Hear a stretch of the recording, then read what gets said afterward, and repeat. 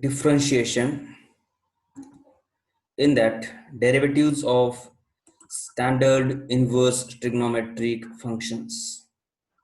So let us start from the first formula or first theorem. If sine inverse of x is sine y is equal to sine inverse of x minus 1 less than or equal to x less than or equal to 1, and minus pi by 2 less than or equal to y is less than or equal to pi by 2, then you have to prove that dy by dx is 1 upon square root of 1 minus x square, where modulus of x is less than 1. Now what is given? Given that y is equal to sine inverse of x, and x lies between minus 1 to plus 1, and y lies between minus pi by 2 to plus pi by 2. So as y is equal to sine inverse of x, we can write x is equal to sine y. Okay. Now we will differentiate this x is equal to sine y with respect to y. So I get dx by dy is equal to y dy, because we are differentiating with respect to y, is equal to 1 upon d by dy of sine y is nothing but cos y. Now, how to write this cos y? Cos y can be written as plus minus square root of cos square y. Now, why cos square y? Because I have to go to sine y. Now, cos square y can be written as 1 minus sine square y. Why sine square y? Because sine y is nothing but x. So, dx by dy can be written as plus minus under root 1 minus x square. Okay. Now, cos y is a positive value. Cos y is positive since y lies in first and fourth quadrant. You know, cos y is positive in the first quadrant and in the fourth quadrant. So, and this y lies between minus pi by 2 to plus pi by 2. That means y lies in first and fourth quadrant. So, cos y is positive, and cos y is positive. That means this dx by dy must be positive. Dx by dy must be positive. So again we use the formula from the derivatives of the inverse function. Dy by dx is equal to 1 upon dx by dy. So we get dy by dx is equal to 1 upon square root of 1 minus x square modulus of x less than 1. So this is our first formula, first derivatives of the inverse, sine inverse of x. Second, y is equal to cos inverse of x minus 1 less than or equal to x less than or equal to 1, 0 less than or equal to y less than or equal to pi. Then we have to prove that dy by dx is equal to minus 1 upon square root of 1 minus x square. Now what is given? Y is equal to cos inverse of x. X lies between minus 1 to plus 1, and y lies in the first and second quadrant, so 0 to pi. So I can write x is equal to cos y from this equation and differentiate with respect to y. So dx by dy is equal to d by dy of cos y. Cos y derivative is minus sine y. Minus sine y is minus square root of sine square y. So it is equal to minus square root of 1 minus cos square y. So dx by dy is minus square root 1 minus x square, because cos y is x. Now sine y is positive. Why is positive? Because y lies in the first and second quadrant. In first quadrant all the trigonometric ratios are positive, and in second quadrant sine y is positive. So in both the cases, if we conclude that this function is positive in first and second quadrant. So dx by dy is minus square root of 1 minus x square. Now you have the formula to find the inverse derivative of the inverse function. Dy by dx is equal to 1 upon dx by dy. We will put the values in this equation and we get the corresponding derivatives. Now moving further, the third one, if y is equal to tan inverse of x, x belongs to set of all real numbers, and y lies between minus pi by 2 to plus pi by 2, then the derivative of y with respect to x is 1 upon 1 plus x square. What is given? Y is equal to tan inverse of x. X belongs to R, and minus pi by 2 less than y is less than plus pi by 2. Now y is equal to tan inverse of x. From this equation I can write x is equal to tan y. This is our equation number 1. Now differentiate with it with respect to y. So dx by dy is 1 upon d by dy of tan y. So dx upon dy is equal to sec square y, because derivative of tan y is sec square y. So the sec square y can be written as 1 plus tan square y. But what is tan y? Tan y is x. So dx upon dy is 1 plus x square. So dy by dx is 1 upon dx by dy. So dy by dx is 1 upon 1 plus x square is the derivative of tan inverse of x. Fourth one is y is equal to cot inverse of x. X belongs to R and y lies in 0 to pi. That means first two quadrants. We have to prove that dy by dx is minus 1 upon 1 plus x square. What is given? Y is equal to cot inverse of x. Okay. So I can write x is equal to cot y. Then we'll differentiate it with respect to y. Dx by dy is equal to derivative of this cot y is minus cosec square y. Now this cosec square y can be written as 1 plus cot square y. But cot y is x from equation 1. So I get dx by dy is equal to minus in bracket 1 plus x square. Now we have the formula dy by dx is equal to 1 upon dx by dy. Put this derivative in this formula. We get dy by dx is equal to 1 upon minus 1 plus x square. Take this minus to the numerator. Dy by dx is equal to minus 1 upon 1 plus x square. So this is the derivative of cot inverse of x. Now derivatives of some standard functions in that. Fifth one, y is equal to sec inverse of x. We have to find the derivative of sec inverse of x. Now here it is somewhat tricky, because y is equal to sec inverse of x is given and modulus of x is greater than or equal to 1. Y lies between 0 to pi, and this y is not equal to pi by 2. Again, y is equal to sec inverse of x. So I can write sec x is equal to sec y, and then I will differentiate it with respect to y. Dx by dy is dy by dy of sec y. So its derivative is nothing but sec y into tan y. Okay. Now why I have this x in terms of sec y or sec y in terms of x. So I have to convert this expression in terms of sec y only. So I write plus minus sec y under root tan square y. Now this tan square y also I can write it as sec square y minus 1. Now I have the value sec y is equal to x from equation 1. So plus minus x under root x square minus 1. Now here why we have used the sign plus minus? Because for y lies in first and second quadrant. In both the quadrants, sec y into tan y is greater than 0. Hence we choose x root x square minus 1 whenever x is greater than 1. So it becomes positive. And minus x root x square minus 1 whenever x is less than minus 1. So automatically we get the product this value as positive. In first quadrant both sec y and tan y are positive, so their product is positive.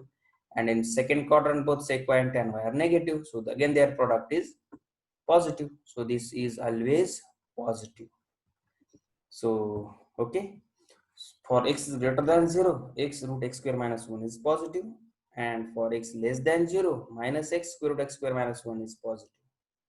Therefore dx by dy is x root x square minus 1 whenever x is greater than 1, and is minus x root x square minus 1 whenever x is less than 1. So if we combine together these two, I get dy by dx is 1 upon x root x square minus 1 if x is greater than 1, and dy by dx is 1 minus 1 upon x root x square minus 1 whenever x is less than minus 1. On the same line, you can prove the sixth d by dx of cosec inverse of x. The derivative of cosec inverse of x is minus 1 upon x root x square minus 1 when x is greater than 1, and 1 upon x root x square minus 1 when x is less than 1. That means derivative of this cosec inverse x is always negative. derivatives of standard inverse trigonometric functions. Let us recall some of the notes. A function is increasing if its derivative is positive and decreasing when its derivative is negative. Always, it's very good note. It will helpful, or we will use it in solving the examples on increasing and decreasing function in applications of derivatives. Function is increasing if the derivative is positive, and function is decreasing if the derivative is negative. Look at this, sec inverse of x. It is always positive. Derivative of the sec inverse of x we have studied is always positive, and because of this, look at this sec inverse of x. Its graph is always goes up. It's going up, so its derivative is always positive. So it is an increasing function. And cosec inverse of x, just now I told you that it is always negative. So the graph of the cosec inverse of x is always decreasing. So we conclude that if the derivative is positive, function is increasing, and if the derivative is negative, the function is decreasing. Now let's recall the derivatives that we have find out. The sine inverse of x derivative is 1 upon root 1 minus x square. Cos inverse of x, this derivative is minus 1 upon under root 1 minus x square. Tan inverse of x, its derivative is 1 upon 1 plus x square. Quat inverse of x is derivative is minus 1 upon 1 plus x square. Now sec inverse of x, we will not going to write this. Both in exam, we will not use these two formulas. We will use sec inverse of x is 1 upon modulus of x root x square minus 1, or simply x root x square minus 1. Cosec inverse of x, I will use it minus 1 upon. Derivative of sec inverse of x is positive and cosec inverse of x is negative. Now, let us study derivatives of standard inverse trigonometric composite functions. Already we have studied derivative of sine of f of x, cos of f of x, tan of f of x, e raised to f of x.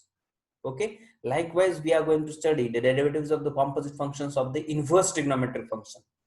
Sine inverse of f of x. Its derivative is given by 1 upon root 1 minus f of x square into f dash of x. Into f dash of x that I have written on the numerator.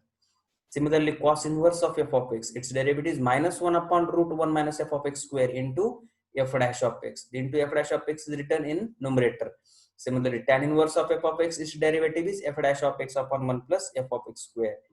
Quat inverse of f of x, its derivative is f dash minus f dash of x upon 1 plus f of x square.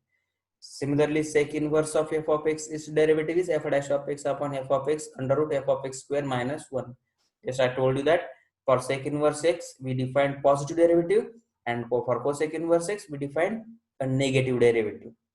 So this is the derivatives of the inverse trigonometric composite functions. That means sine inverse of log x, sine inverse of e raised to x, quat inverse of tan x. By likewise, these are the composite inverse trigonometric composite functions, and how to find its derivatives. Now, some important formulae for inverse trigonometric functions. What are those? Already we have studied them, but we will recall it. Sine inverse of sine theta is theta, and sine of sine inverse of x is x. Cos inverse of cos theta is theta. Cos of cos inverse of x is x. Tan inverse of tan theta is theta. Tan of tan inverse of x is x. Cos inverse of cos theta is cot of cot inverse of x. Sec inverse of sec theta is theta. Sec of sec inverse of x is x. Cosec inverse of cosec theta is equal to theta, and cosec of cosec inverse of x is x. Similarly, sine inverse of cos theta. Now these are allied angle formulas. Cos theta can be written as sine of 90 minus theta. So this sine will get cancelled, and you get pi by 2 minus theta. Cos inverse of sine theta is pi by 2 minus theta. Now how it comes? So we write this sine theta as cos of 90 minus theta. Then cos inverse and cos will cancel, and we will get pi by 2 minus theta. Similarly, tan inverse of cot theta is tan inverse of pi by 2. Tan pi by 2 minus theta is pi by 2 minus theta. Similarly, cot inverse of tan theta is pi by 2 minus theta. Sec inverse of cosec theta is pi by 2 minus theta. Cosec inverse of sec theta is pi by 2 minus theta. Sin inverse of x is cosec inverse of 1 upon x. These are the properties of the inverse trigonometric functions that we have already studied in the trigonometric function. Cosec inverse of x is sin inverse of 1 upon x. Cos inverse of x is sec inverse of 1 upon x. Sec inverse of x is cos inverse of 1 upon x. Tan inverse of x is cot inverse of 1 upon x. Cot inverse of x is tan inverse of 1 upon x. Sin inverse of x plus cos inverse of x is pi by 2. Tan inverse of x plus cot inverse of x is pi by 2. Sec inverse of x plus cosec inverse of x is pi by 2. Tan inverse of x plus tan inverse of y is equal to tan inverse of x plus y upon 1 minus xy. Tan inverse of x minus tan inverse of y is equal to tan inverse of x minus y upon 1 plus xy. These formulas are very, very important. Okay, so just go through these formulae and write it properly. Now let us study some important substitutions. When we use the substitution, whenever the expression, when we want to find the derivative of certain function, and if certain functions involves such functions, we use these substitutions. Root 1 minus x square, if it is there, root 1 minus x square, then we use x is equal to sin theta or x is equal to cos theta. Why we use these two? Because 1 minus sin square theta is cos square theta, or 1 plus 1 minus cos square theta is sin square theta. Similarly, for under root 1 plus tan 1 plus x square, we use x is equal to tan theta and x is equal to cot theta. Similarly, for x square minus 1, we use x is equal to sec theta or x is equal to cosec theta. So go through these standard substitutions. These are all standard substitutions, and we will use these substitutions for this type of expression. Always go for such expression. If you see 2x upon 1 plus x square, we replace x by tan theta. If you see 3x minus ax cube or 1 minus 2x square, we use x is equal to sin theta. If you see 2f of x upon 1 plus f of x square or 1 minus f of x square upon 1 plus f of x square, we will go for tan theta. Okay, so these are the standard substitutions that we are going to use.